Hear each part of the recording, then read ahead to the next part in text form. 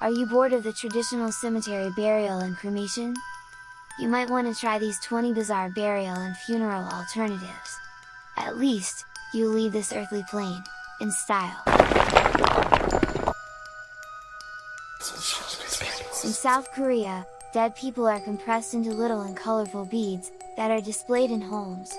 The most common colors of the burial beads are shiny blue, green, black, or pink. Memorial diamonds are made by pressurizing hair or ashes of the deceased, in the same way real diamonds are made, but quicker. This can then be made into jewelry, or as a keepsake of your loved ones. In the Ghana culture, people are fond of being buried into something that reflects, or represents how they lived, and they will continue with their profession in the afterlife. Fantasy coffins may be caskets shaped like buildings, animals, ships, cars, or an airplane. In a Tibetan sky burial, Buddhists sometimes cut the dead bodies into many pieces, and leave them on a hill for the birds to feast on. Buddhists see dead bodies as empty vessels, and consider sky burials an act of charity and compassion. The Haida people, of native North America, had a pretty unique funeral ritual.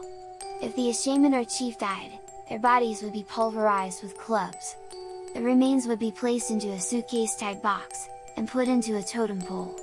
This totem pole would be placed in front of the dead's home. In the northern Philippines, the Apayo are known to bury family members' coffins under the kitchen areas in their homes. They also place some items in the coffin for the dead's afterlife journey, like an alcoholic beverage, called basi. The Kiribati is a Pacific island nation, who lays out their dead in their homes. Depending on the status of the deceased, they'll be laid out for up to 12 days. They will then be buried. However, months after burial, the body is dug up and their skull is removed. Once the skull is polished and cleansed, it's displayed in their home. Endocannibalism is the act of eating or consuming the human flesh of the dead, from the same community, such as a local tribe, social group or society. In the old days, the Melanesians of Papua New Guinea, the Yanomami people of South America, and the Wari people of Brazil, would eat the dead, in order to expel the fear and mystery that surrounds the concept of death.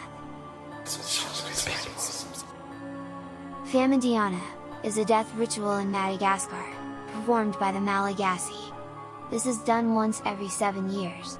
During this funeral ritual, which is called the turning of the bones, the Malagasy bring the bodies of their dead from their family crypts.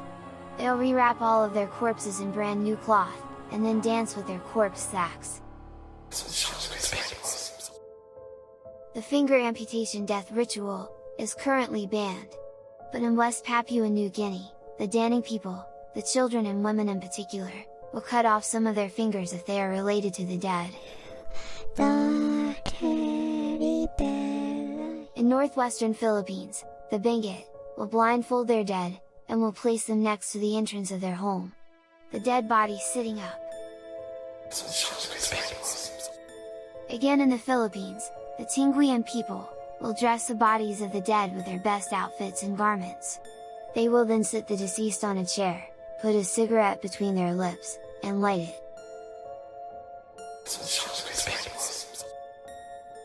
Still in the Philippines, there is a community of people known as the Cavitino. When they are dying due to old age or health issues, they will go into the woods and pick a tree. This is in preparation of their death.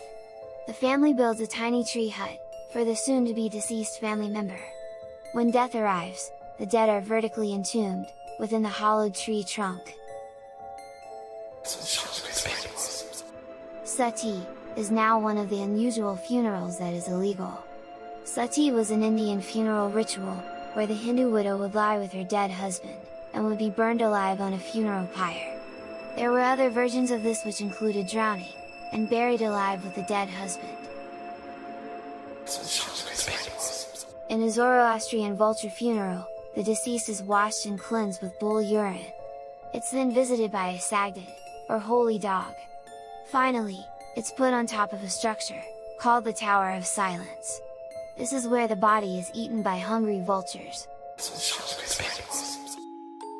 In Australia, the Aboriginal people leave their dead relatives out in the open, so they could rot under dirt and leaves. After decomposing, the liquefied body would sometimes be rubbed on the skins of the children. It was believed that the best qualities of the deceased will be passed to the children. The remaining bones were then worn around the necks of the family, or put in caves.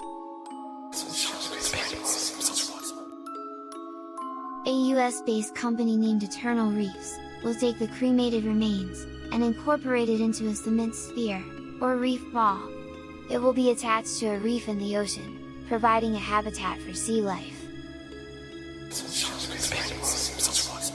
A New Orleans funeral procession starts out with a big horn band playing sad tunes in the beginning, but soon afterwards, upbeat jazz and blues tunes roll in, followed by energetic dancing. Many cultures, especially in Nordic countries, have embraced water in their rituals of choice for the dead, from laying coffins atop cliffs faced toward the water, to actually using the water as a burial ground. Some set bodies adrift in death ships, either along a river or sent out into the ocean, giving the bodies back to the gods, or places most valued by the people of the area.